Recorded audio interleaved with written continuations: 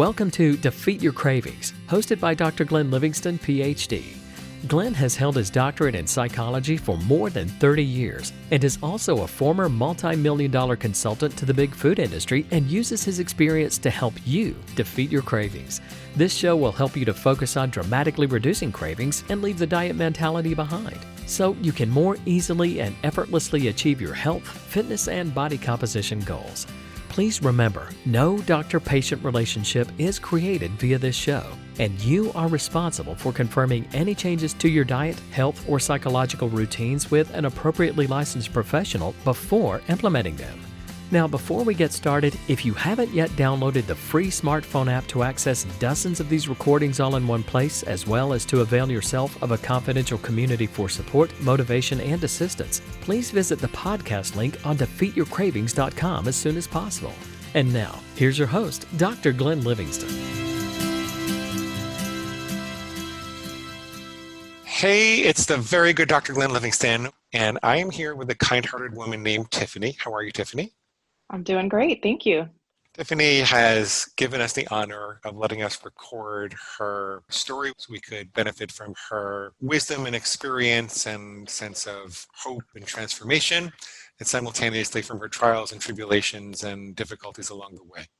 Tiffany, why don't we start at the beginning? What was life like with food before you found us? Well, it's funny because I was really thinking about when did this all start?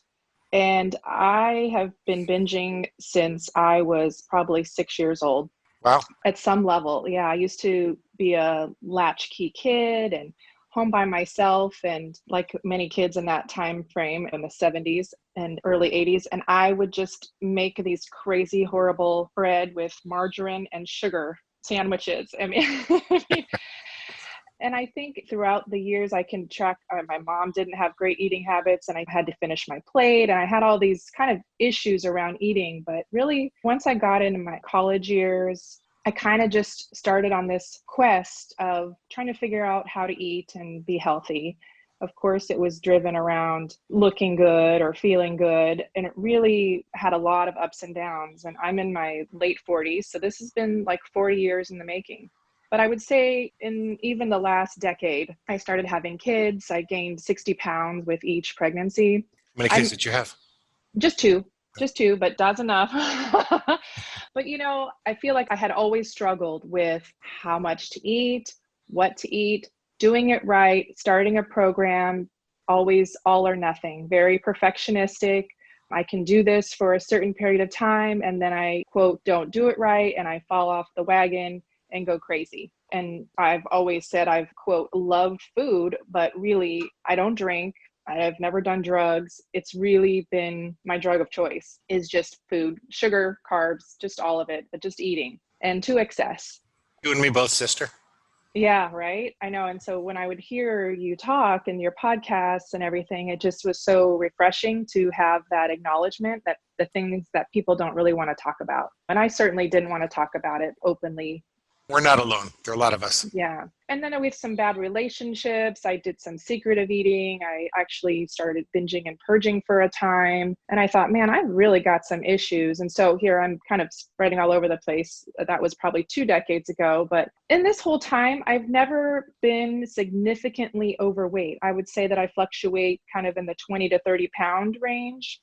So it didn't seem like I had a problem, but I knew inside I just didn't have a good relationship with food and myself and in this area. And it was just always so frustrating that I could do well for a time period and have success and feel great and feel like this is never going to happen again. I've got this. And then boom, a party, boom.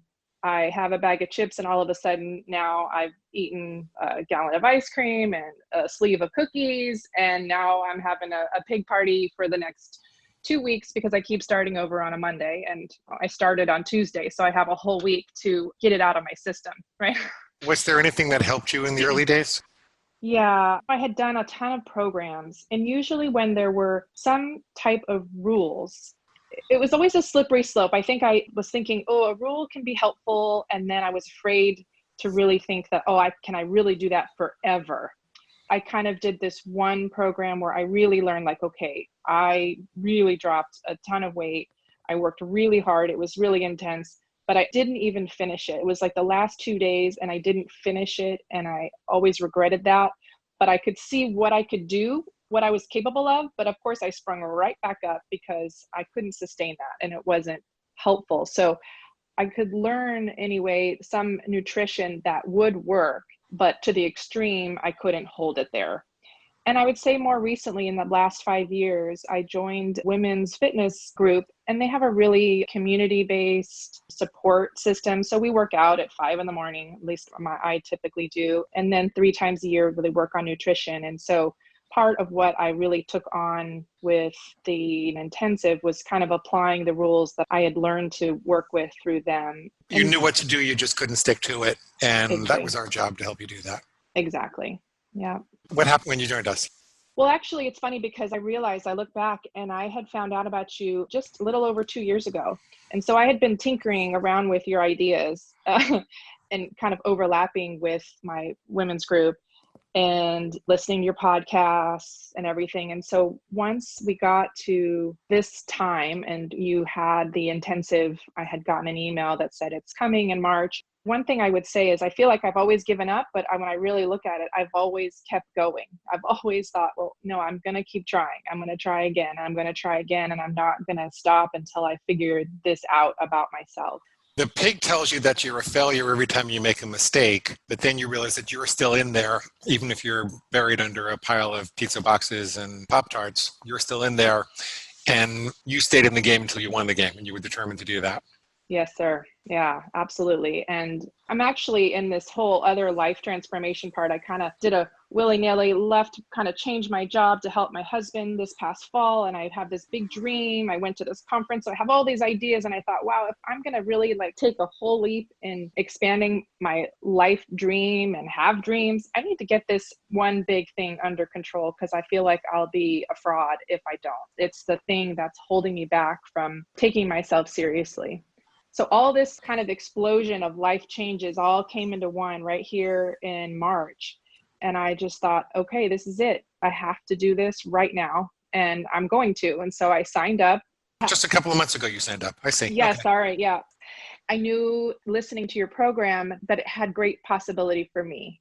I have listened to the podcast. I've listened to people's stories. There's been a lot of truth rung for me with it. And I thought, okay, I just have to do it for myself. And I have to get the specific coaching to make it happen for me because I'm clearly not doing it all the way on my own. And so I think it just finally hit. Like I was ready. I knew what to do. And the coaching was amazing. I think that in particular, the first month we're getting to check in every day with our coach.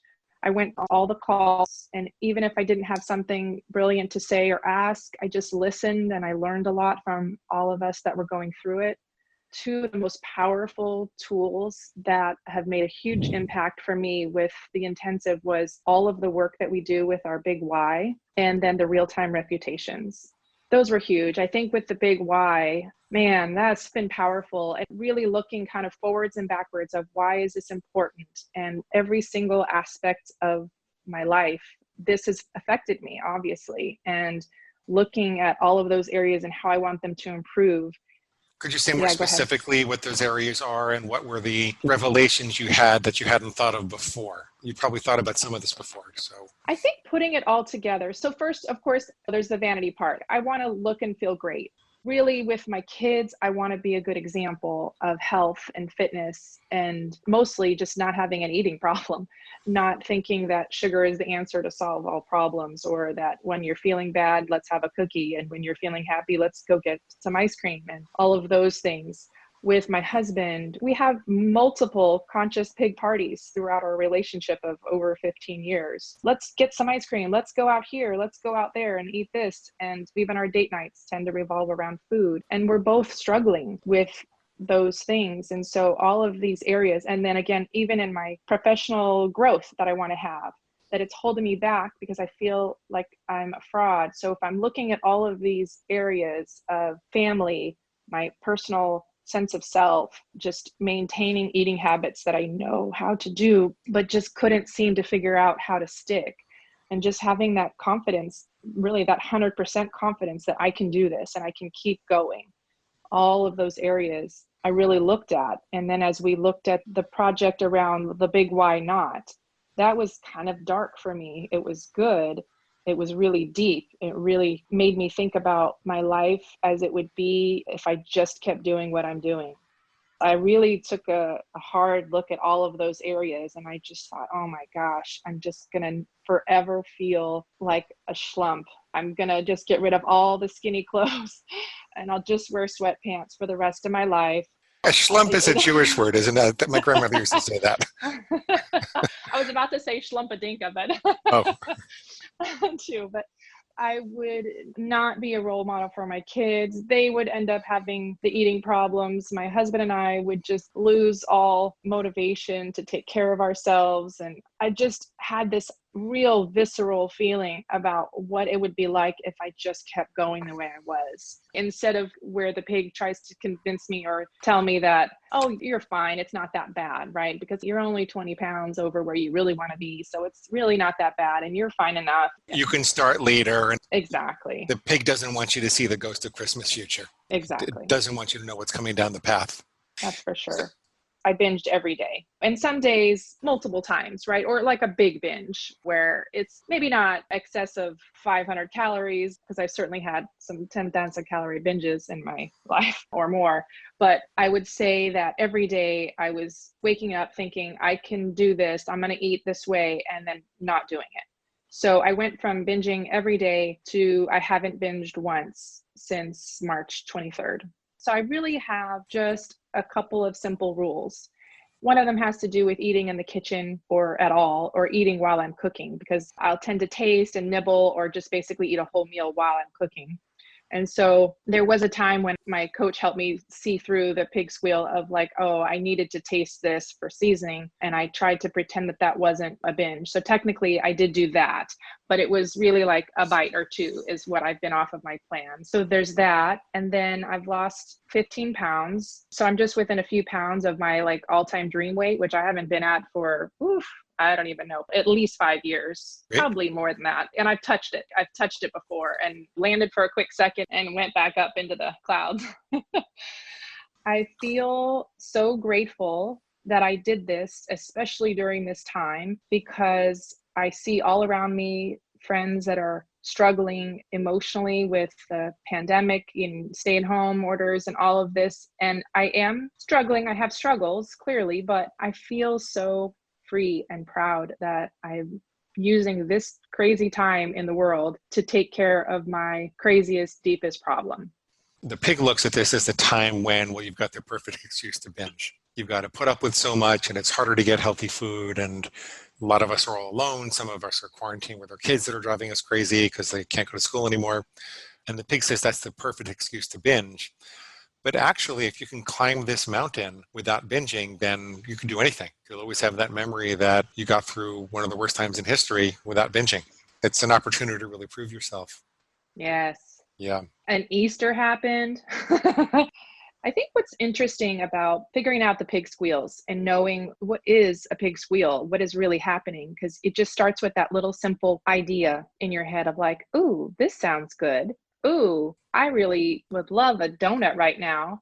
And I had this moment, I had just had lunch, I'd had a great salad, and I was getting out of the house for one of the first times in weeks in the car by myself. So I was like, woohoo, happy in the car with some music on. And all of a sudden, I had this crazy idea that I'm like, oh, maybe I should go to In-N-Out and get a burger and fries. I did a real-time refutation in the car with like voice texting because I was like, what the heck is this? It just popped out of nowhere and became this big idea. Like, I'm going to go in these bad habits of like, I'm going to drive somewhere and by myself, I'm going to secret eat, I'm going to do all this. It wasn't hunger based. I didn't even feel stressed. I was actually just kind of happy.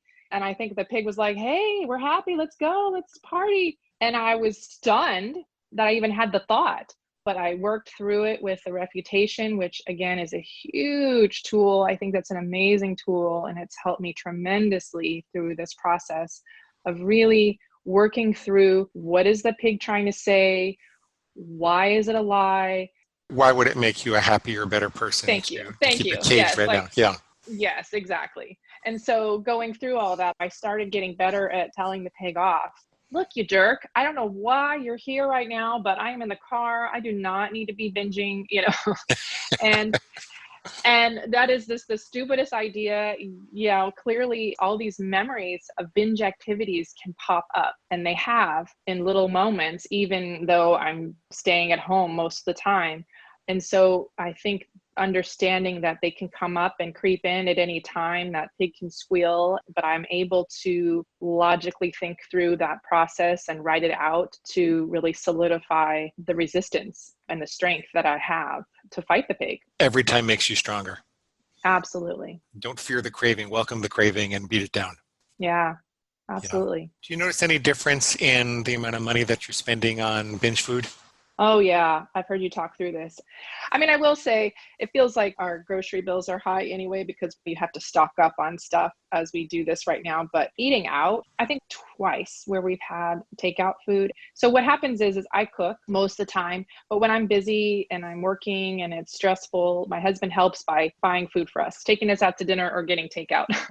So it's helpful on some level, and then it's not because it's usually pig slop or some version of pig slop.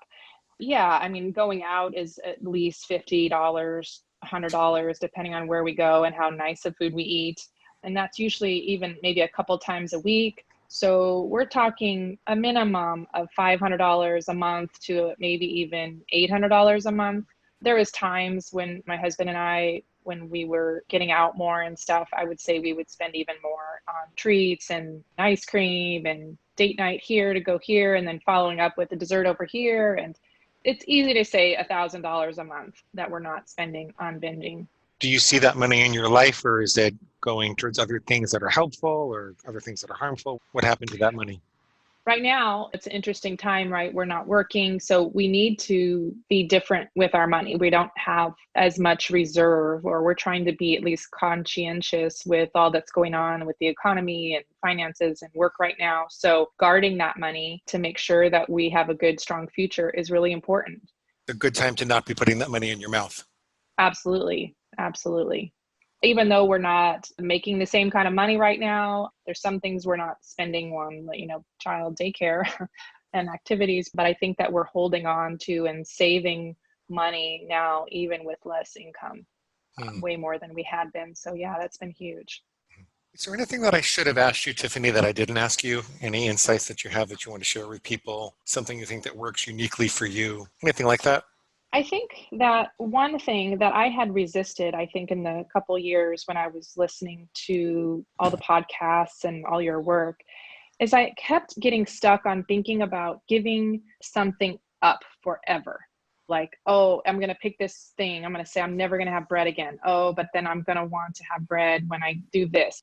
I had all these rationale justifications as to why having a specific food or thing that I eliminated would be a problem. And so my most successful food rule is that I take a picture of everything I eat before I eat it. And the reason this works for me is because, with the things that I've already done, I've done food journaling. I've tried things like MyFitnessPal where I do calorie measurements. Because of my perfectionistic all or nothing, I get really hung up on the numbers and over measuring, and it gets too nutty and controlling for me. It starts getting out of hand. So really for me, with just taking a picture, it's acknowledging the volume and the quality of what I'm eating. For me, if I have a handful of almonds, I take a picture of the almonds in my hand before I put them in my mouth. If I take another bite of something, I take a picture of that bite in my hand or on the spoon before I eat it. Peanut butter is a slippery slope. So if I have that thing, every time I take that picture, it's like a trigger. It's almost like a flick of the head. Like, don't do that. Are you sure you want to do that? You got to take a picture. In this case, nobody's looking at my pictures. In some cases, when I was doing my programming stuff, there was a coach that I had that was reviewing my stuff that I was doing. But for me, it just made a huge difference.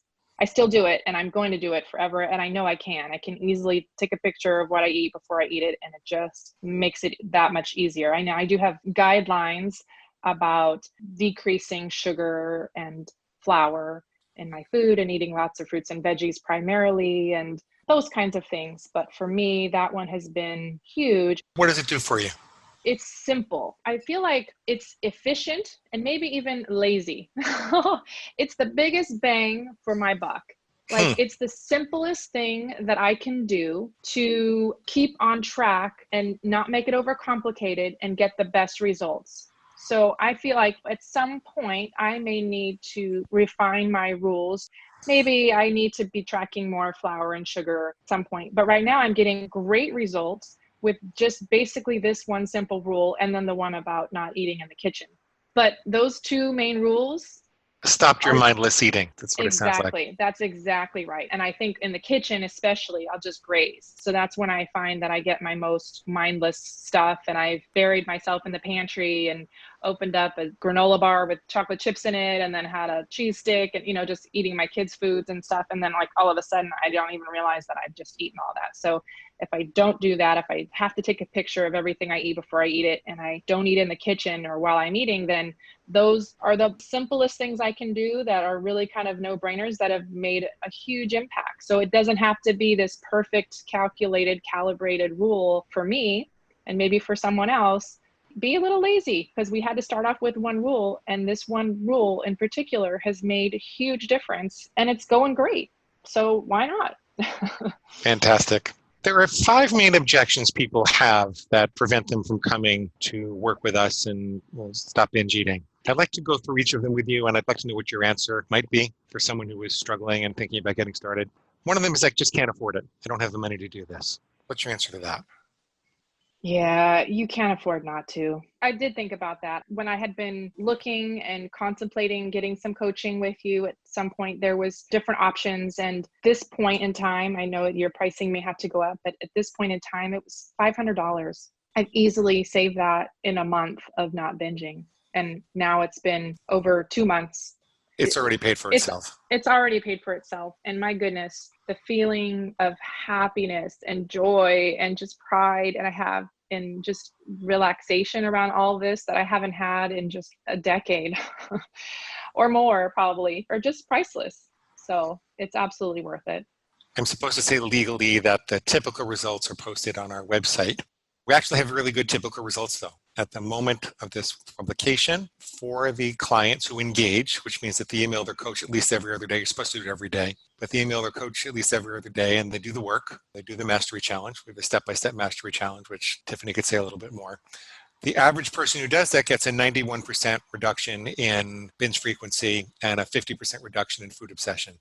So we're tracking results really carefully now. So you can go look at the most current typical results. We'll always keep that updated every couple of months. That was just my little legal disclaimer, but you can find the typical results there, and they're pretty good. And the majority of students do engage. It's going to be more in the next couple of months, depending on when people hear this, because we added so much service to the business. We're going to have to raise the price a little or we won't survive. It's not going to be a lot more, but it's going to be more soon. Okay. The next objection is, this can work for all those other people, but it's not for me. Either they're smarter than me, or they're harder working than me, or there's just something unique about my genetics that prevents me from doing this. I'm broken in some way. What would you say to that?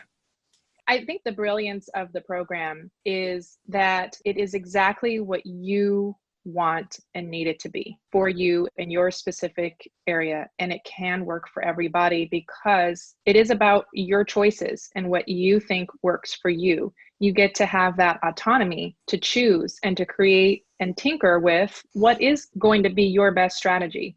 Nobody tells you what to eat.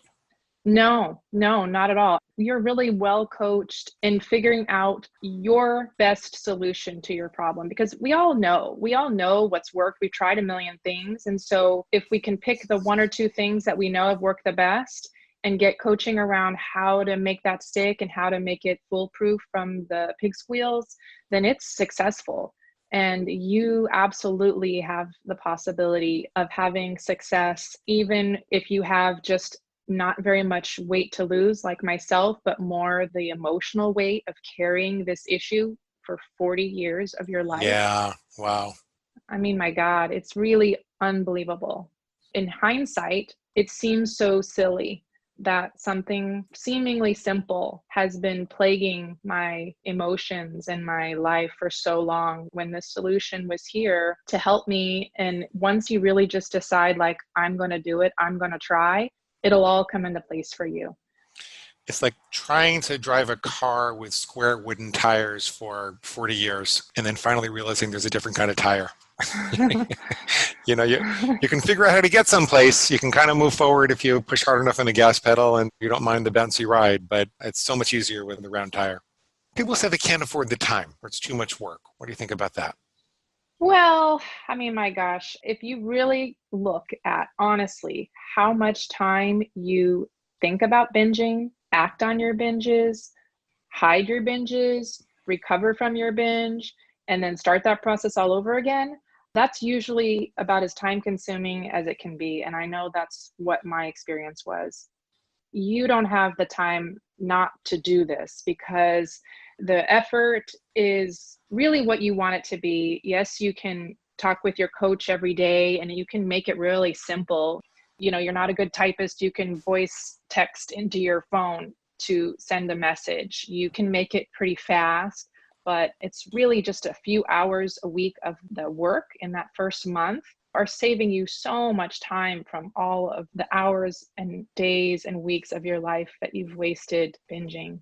Because how much time does it take to recover from a binge? And what does Oh that my do to your goodness. productivity and your presence with your husband and your kids and at work? And what does it do to your digestion? And you're wasting a lot more of your life energy and time by processing pig slop than you would by spending 10 to 20 minutes a day just kind of working on this thing. And I tell people it's like putting a plane into the air. It's front loaded. There's a lot of work up front. It takes a lot of energy up front, but then you can get to cruising altitude and it doesn't take that much fuel to get to your destination. So the last thing that people object to is that they're not going to be able to open up to a coach, or they think that a coach besides me is not going to be able to help them. What do you think about that? Because I wasn't your coach. Correct. Yeah, you were not. I think people are always a little bit nervous about the unfamiliar. And honestly, there's certain people that we gel with very easily. And if we've listened to Glenn's podcast, we kind of get a feel for his intelligent, easygoing kind of manner that we enjoy and appreciate. But everybody has something to offer. And beyond that, you do have access to Glenn. We have calls where Glenn is on some of them and other coaches are on. It's not that you're never hearing from him, but everybody has different experiences and tidbits that they can give you, and maybe you can hear it in a different voice than you expected. And I'm pretty certain that all the coaches are in communication with you as Every well. week, So every week, yeah. and they have access to me individually if they need to. Yeah. So I think I would definitely not be afraid of that. And most of what's happening, it's really with you. They're guiding you and your willingness and effort into diving in to what's going on. If there was extra support needed, you would get it. And you have time and availability to really keep digging through questions and problems. And we had some people at our class that kind of kept getting stuck on the same problem week after week. And they just kept getting different coaching. And from different coaches, they would make a step forward. And then the next time, another step forward. And so hearing it from different viewpoints really helped get people unstuck from issues that had been clearly there for a long time. So it was great. I just want to clarify what Tiffany is saying, because you can talk to different coaches. There were 5 calls a week. They're all optional. There are 5 calls at all different times of day and night and weekends, so that you can hop on a group call and say, hey, I want to talk about something, and they'll spend 10 or 15 minutes with you, or whatever is necessary, to give you their perspective. And I run 2 of those calls, and I think Fiona's running one now too. The other thing I'll tell you, which surprises most people, is that we track results really carefully, and my coaches get essentially the same results that I do. We track reduction in binge frequency, we track reduction in their food obsession, we have a little food obsession scale, and we track their level of life satisfaction and happiness. And we're always comparing and contrasting results, and feel like my coaches teach me as much as I teach them. Originally, I thought that I would just use, for lack of a better term, psychologists who were out of work. They're really good psychologists, but they couldn't market themselves, because there are a lot of those. I know a lot of those because of how I was brought up in my networking circles, but I found that they didn't do a great job. I found that they couldn't help but get absorbed in typical psychological explanations about things. And so then I started recruiting from my reader list, looking for people who had been saved by the method themselves. Some of them had lost 100 pounds. Some of them have just stopped binging. Some of them have reversed diabetes. Every single one of them feels like they saved their life. And the way that I recruited them, I said, look, I'm not charging that much, so I can't pay you that much, but you'll get to work with me really closely. You'll be part of the mission and part of the tribe. And eventually we'll make more money and I'll pay you more. But I really did not recruit people who were looking to do this for money. They really wanted to commit to it as a deeper level of immersion in their life and to be able to work with me. You have really soulful people who are getting the same results as I am. You still have access to me. We have a weekly meeting, and then we have a private Facebook group just for I call them master coaches, the people that coach you. And so I'm reading that every day, and they're always posting if they have an issue with something and they need to ask something. And so we're a very tight-knit group. They teach me things all the time. This is the only way I could make it really affordable for everyone. So that's why we have other coaches and the kind of structure that we do. Anyway, Tiffany, this has been fantastic. One last chance to say anything that's important to you, some way that you're holding on to the results that you've got, why you believe this is going to be permanent when other things haven't before. Anything else you want to say? Yeah. I've listened to you coach people to get 100% confidence for a long time. And I always thought to myself, well, I don't know. I never really felt that way. And I absolutely have 100% confidence that I can do this forever. And I feel so amazing. I'm just kicking myself for not having done it 2 years ago when I first found you. But whatever reason, this is the timing. This is what's working. It's been truly liberating and life-changing. And like you were mentioning too, during this memory of COVID-19 and shelter in place, I get to have this badge of honor to realize that I was able to get through that. For me, even worse is this issue that I've had for 40 years and just have it kind of evaporate in some way. Now, I do want to keep up with listening to my big why every day. I recorded it and I read it. I have it posted in my closet, and I focus on that so that I stay in that mindset and just keep reminding the pig of who's in charge. And I just want to say thank you, because it's been just probably the single greatest culmination of me working on a binging problem that I've had in my life. And I'm just elated, really. Tiffany, that's wonderful. Awesome. That's why I do this. That's what I work for. That's why I get up in the morning. Well, thank you, dear. How confident are you that you're never going to binge again? 100% How come? How do you know? The pig is caged. That's it. I mean, he's a loser. The key is thrown away. And I know why I'm doing this. And I know I'm capable. And because even having the grace to know that my pig may have other ideas and there may be something that happens, and I'm going to forgive myself and keep going. Commit with perfection, but forgive yourself with dignity. Thank you. There's the word. I was like, oh, okay. Yeah. So one last time, how confident are you that you're never going to binge again? I am 100% confident I will never binge again. Okay, never. I appreciate you doing this. Thank you so much. Bye-bye. Bye. And that brings us to the end of today's broadcast of Defeat Your Cravings, hosted by Dr. Glenn Livingston. Now, if you'd like to find out more about the products and services Dr. Glenn offers to help you dramatically reduce your cravings and stop overeating in 90 days or less, please visit defeatyourcravingscoaching.com. That's defeatyourcravingscoaching.com. Thanks.